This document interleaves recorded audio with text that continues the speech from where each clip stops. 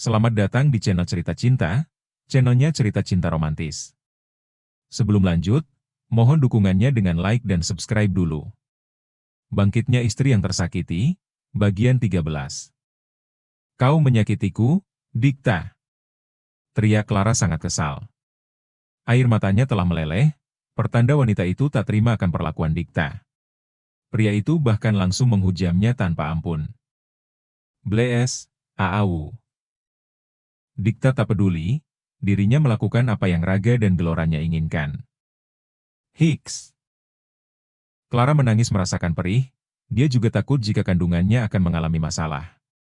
Sementara Dikta tidak akan peduli, karena dirinya telah dikuasai oleh kabut gelora dan bara gairah yang membara. Jangan berharap menikah denganku bila kau tidak mampu memuaskan.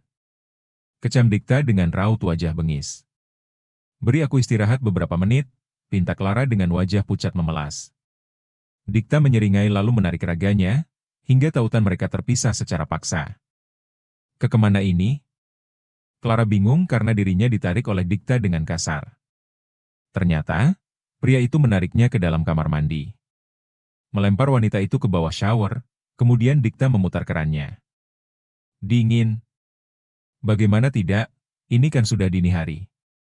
Kemudian ia menekan bahu Clara, agar wanita itu berjongkok di depannya yang berada di posisi berdiri. Kau gila, Dikta? Batin Clara yang mulai memendam kebencian pada pria ini.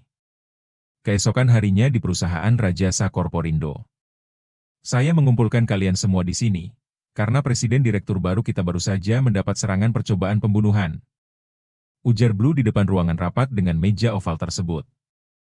Beberapa dewan direksi memutari meja itu, dengan menduduki kursinya masing. Sebagian dari mereka terlihat kaget dan saling pandang. Bagaimana bisa? Presiden direktur baru mereka sudah mendapat sambutan begitu keras. Siapa yang berani melakukan itu pada presidir kita? Bisik beberapa orang dewan. Kami selaku tim pembantu tugas presidir, tentu tidak akan tinggal diam. Dan kami akan mengusut kasus ini hingga tuntas, jelas Blue tegas dengan tatapan dingin dan tajamnya. Berani-beraninya melakukan serangan. Siapa mereka? Bisik salah satu anggota dewan pada Dikta. Sementara pria itu hanya diam dan memasang wajah datarnya. Tim kami, cepat atau lambat pasti akan menemukan pelakunya. Belum lagi, Presdir mengalami luka parah dengan tusukan yang cukup dalam di pinggangnya. Kami berharap sang pelaku menyerahkan diri, atau hukum yang akan bicara dengan tegas. Ujar Blue lagi, mata tajamnya berkeliling.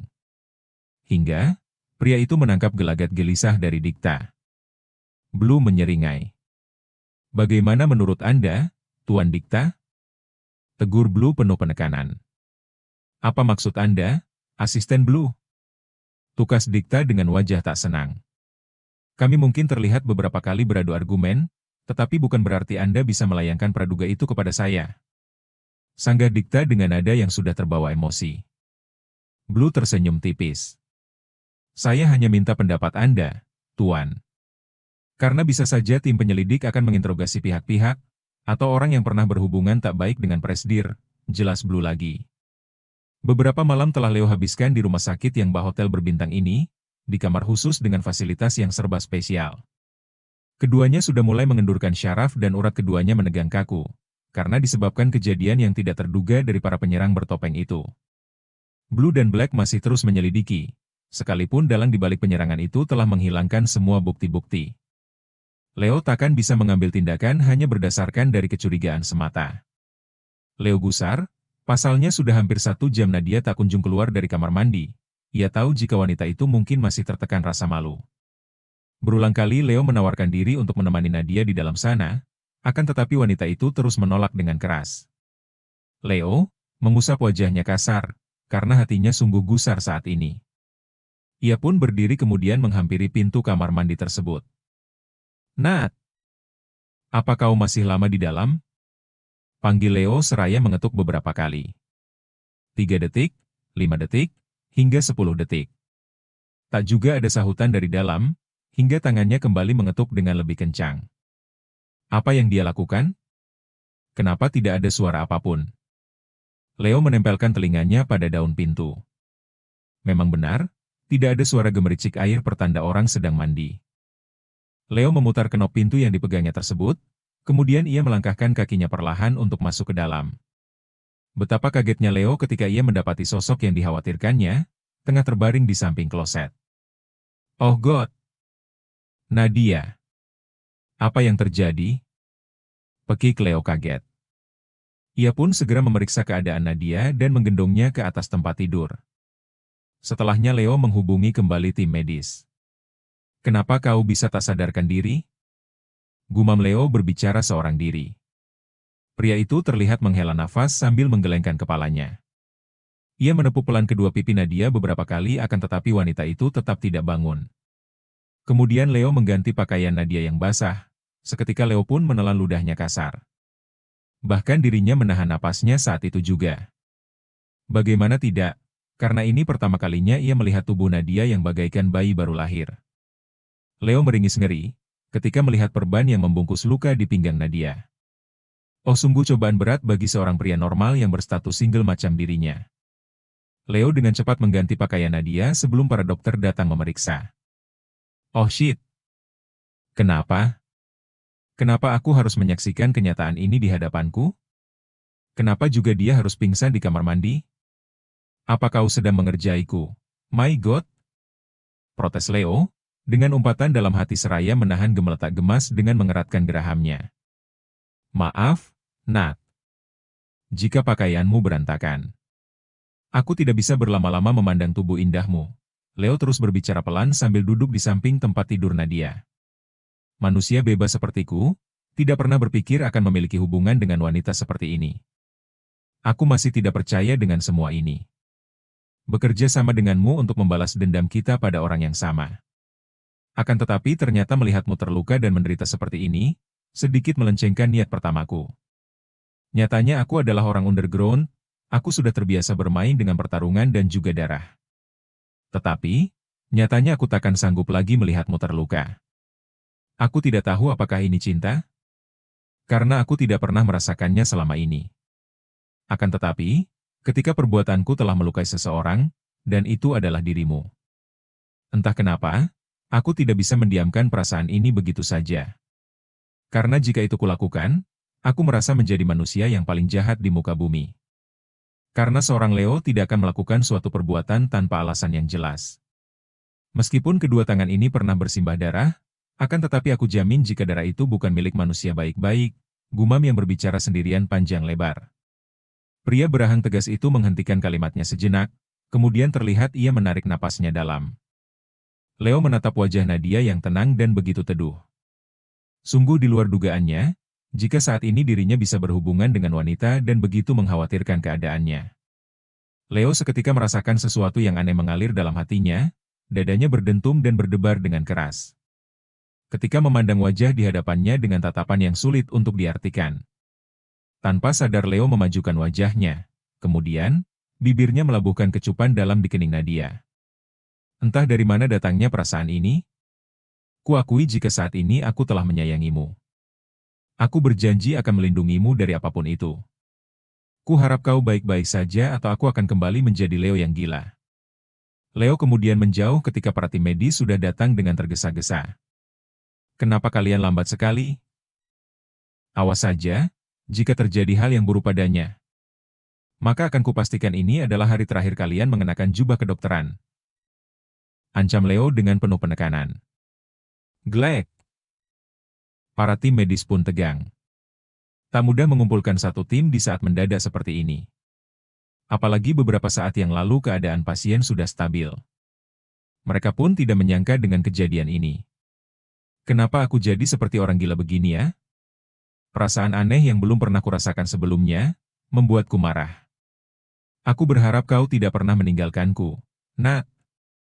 Kau telah menjadi seseorang yang berarti dalam hidupku. Aku ingin selamanya kau berada dalam genggamanku, batin Leo penuh harap. Karena kau sudah menjadi wanita milikku, kau tidak boleh pergi. Leo terus menggumamkan ketakutannya dalam hati, karena lambat laun wajah Nadia semakin pucat. Keadaannya baik-baik saja, Tuan. Hanya ada sedikit tekanan yang menyebabkan depresi ringan padanya.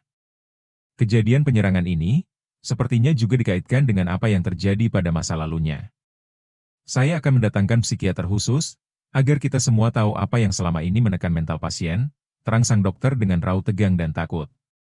Karena pada saat ini, ekspresi Leo macam tuan takur dengan kedua manik matanya yang membesar. Lakukan apa saja yang terbaik dan berguna untuk menyembuhkan wanitaku. Atau, akan ku buat rumah sakit ini tidak lagi memiliki kepercayaan di masyarakat. Leo masih terus mengancam dengan menunjukkan kekuasaannya. Nampaknya pria itu kesal sekali. Keadaan Nadia yang seperti ini cukup membuat dadanya sesak. Baik, Tuan.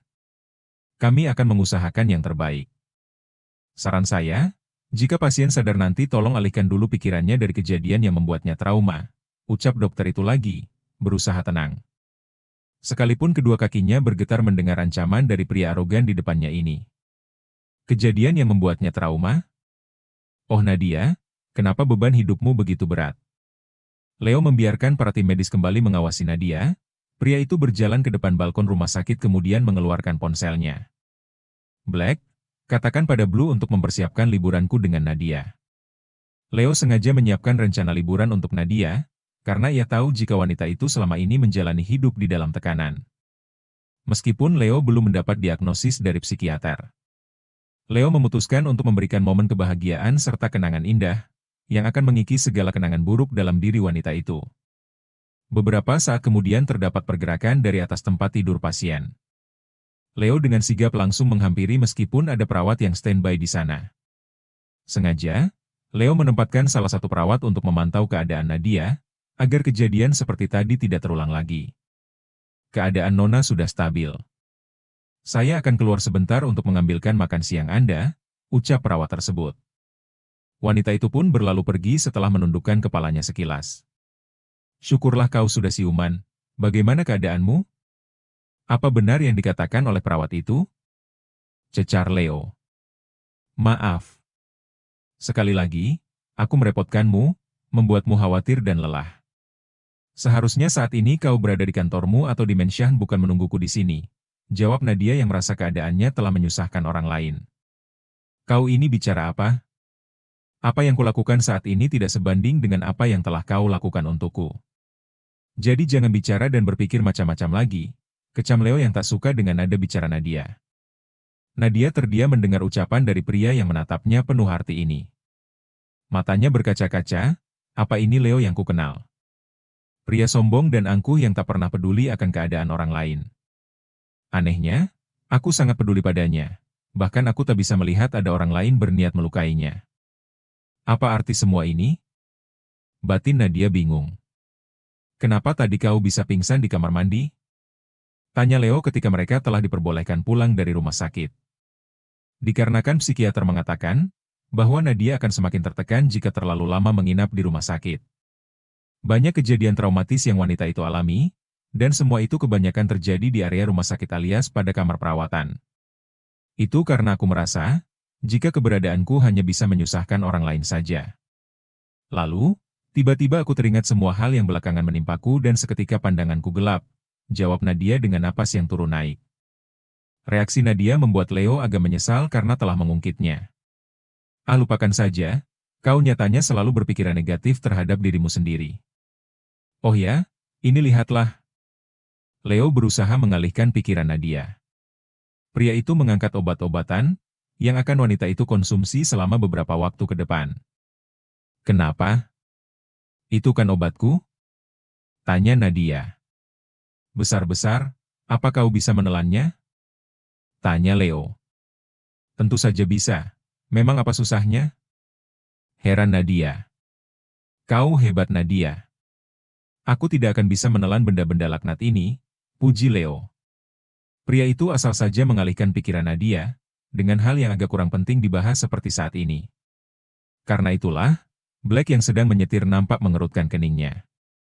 Sejak kapan tuannya menjadi pria yang suka bicara? Kau ini lucu. Nadia tergelak lalu mengalihkan wajahnya ke jendela mobil. Apanya yang lucu? Tanya Leo. Pria ini cukup senang karena Nadia telah masuk ke dalam topik pembicaraan unfaedah ini. Nadia kembali mengarahkan pandangan kepada sosok pria tampan di sebelahnya ini. Lucu saja, Pria segagah dirimu, yang ahli bertarung seperti mafia, dan katanya tak takut terhadap apapun. Nyatanya kau takut minum obat, kekeh Nadia lagi. Kau ini ya. Sepertinya senang sekali karena telah mengetahui rahasia besar seorang Leo. Pria itu tanpa aba-aba, langsung mendekap Nadia dari samping dan mengecup pelipis wanita itu. Nadia tidak meronta, ia memutuskan untuk menikmati ketika Leo memeluknya semakin erat. Terima hukumanmu, karena telah menertawaiku terus. Leo semakin berani, bahkan kini ia menggigit kecil telinga Nadia. Hei! Kau menggigitku! Teriak Nadia disertai gelak tawa kegelian. Tiba-tiba sebuah cubitan mendarat di pinggang Leo. Ouch! Apa kau ini jelmaan kepiting? Decak Leo, seraya mengusap pinggangnya yang panas. Bersambung.